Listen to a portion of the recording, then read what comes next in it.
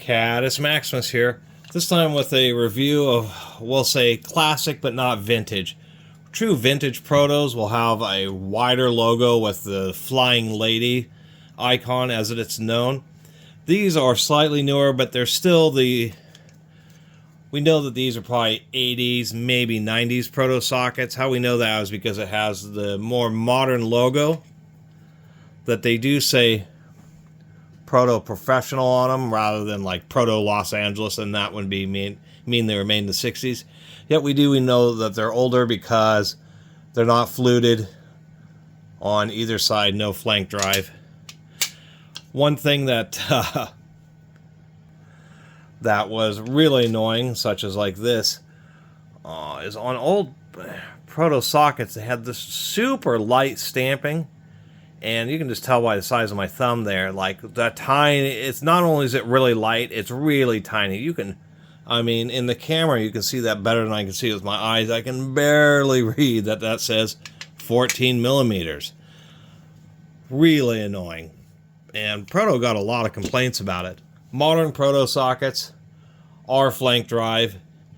And they got so many complaints about this ultra light, ultra, microfilm size stamping that Proto learned their lesson. And now they have deep stamping and the sizes are like huge. So at least they fixed those issues. Proto, you don't actually, I mean, you run into it plenty enough at like auto shops and that type of stuff, but they're really big. Their big markets are industrial markets, factories, surprisingly enough, things like shipyards, oil fields. A lot of those places you'll run into Proto tools. They're not the prettiest. Let's take a look at, say, this 10 millimeter socket. The newer ones are more pretty, but they're just kind of funky. They had okay polish, but they're, a little bit, more of a matte finish on the inside of the socket. It's almost like they ground the outside or polished the outside, but didn't do too much work on the inside. And so they never were quite as pretty. If we take a look at this set, this happens to be a metric set, 12 piece, 8 through 19 millimeter. I paid $12 for this set. It's like brand new, so I couldn't pass it up. Obviously I have plenty of 12-point short weld chrome 3/8 inch metric sockets. But I really just couldn't pass this up for $12, not for a dollar socket in the little original tray. Basically brand new. And a metric set to boot, so something that's actually particularly useful. But we can see, if I pass the sockets under the camera here, you can see some variations in the consistency and how far countersunk they are. Some sockets, they do a really deep chamfer. And a lot of people actually like the light chamfer that sockets like this have. Just enough to help you get them onto the fastener easier, but they always have like a full grip. Now, they're not flank drive, and you say, well, these are 12-point. Yes, they are made for, like, primarily you run into them on diesel engines. Diesel engines use a lot of 12-point fasteners. That's where you really run into them. But they certainly, of course, work on 6 points just because they're easier. When you're using breaker bars, they're easier to get on the fastener because it's just more positions. The one thing about, or a couple things about Protos is not quite the finish, but the fit is really good. First, they're made out of good quality steel. Pretty tough sockets. And they are really tightly machined. I mean, we'll start down here. I have a variety of little fasteners here. Get out of there. Try this 8 millimeter, which is notorious to be close to a 5/16.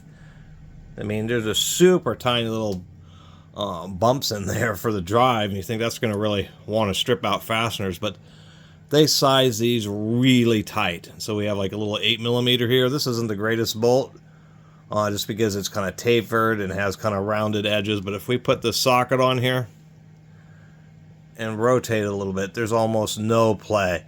I mean, this is as far as the fastener can rotate, and it will just stay in the socket. So just really, really tight tolerances. And that actually goes a long way for the effectiveness of a socket to not round out your fasteners, just to have it hold on real tight. Same thing with the 10mm. There's almost no room. I mean, it's like perfectly machined. Barely any wobble room. You can see I have that in halfway in there, and this just can barely wobble around. And that's really the beauty of these sockets. Same thing with the 14. Whoop, that's a 13mm, excuse me. And it just is that whole way. Like this 14 on this bolt, which also has some pretty rounded corners, you think, oh, that's really asking for trouble. And but with these sockets, they just fit so darn tight that you actually don't run into much more of an issue with stripping out versus more modern flank drive sockets. And it just once again goes to show you, if you have something that just has a really, really tight fitment, flank drive doesn't really matter, because the socket isn't able to rotate far enough for the flanks to actually, make a difference. And that's what's always been kind of nice. I've always kind of known that about older Proto tools, is that they just had a really tight fitment. It was always one of the nice things about them. I've had situations where I've had partially stripped fasteners and then actually dug up like an old Proto socket, and it just fits super tight on the fastener, and I was able to remove it just because sockets that have looser tolerances are easier to get on and off fasteners, but they're not as good on ones that are already partially rounded, and they're also worse about rounding out fasteners to begin with instead of just having a tight fit and dealing with the few situations. Maybe you have a rusty bolt where it would be hard to get the socket on, because rust, of course, makes things thicker. Rust expands, and so you may have certain situations where you have a hard time getting the socket on the fastener. Maybe it's slightly oversized during manufacturing. But for those few situations, that's a sacrifice worth making, to have, once again, sockets that just fit really nice and really tight. And so I remembered that, and so I thought, as far as getting any kind of, I already have enough duplicate sockets, really. And it wasn't just the price, $12. I mean, that was just unbeatable price for a set like this. Like, really unbeatable. Just like a token amount. But the fact that I knew that if you're going to get some old non-fluted sockets, Proto, like kind of old Snap-ons, old Protos are actually pretty darn good. And if you ever see some sets of Proto sockets that are in nice condition and they're a good price, it might be worth picking up. Another last thing is I kind of like this tray because it has this little shelf here. So this is made to hang on the inside of a toolbox drawer and kind of stay out of the way. So I kind of like that feature as well. And I kind of wish that manufacturers still had these kind of little trays like this, because it makes it, versus like socket strips, which are a lot cheaper, and I understand why they don't do the trays, but the trays are nice because you can just grab this tray, and it's much easier to get the sockets in and out of this than it is to yank them on and off a socket rail. If you drop a socket rail, notoriously a bunch of sockets pop off and you gotta go find them. You drop this and they're still gonna, end up staying in this little bin. So anyway, just felt like I should make a video about it, because I haven't done a video about Proto stuff in a long time.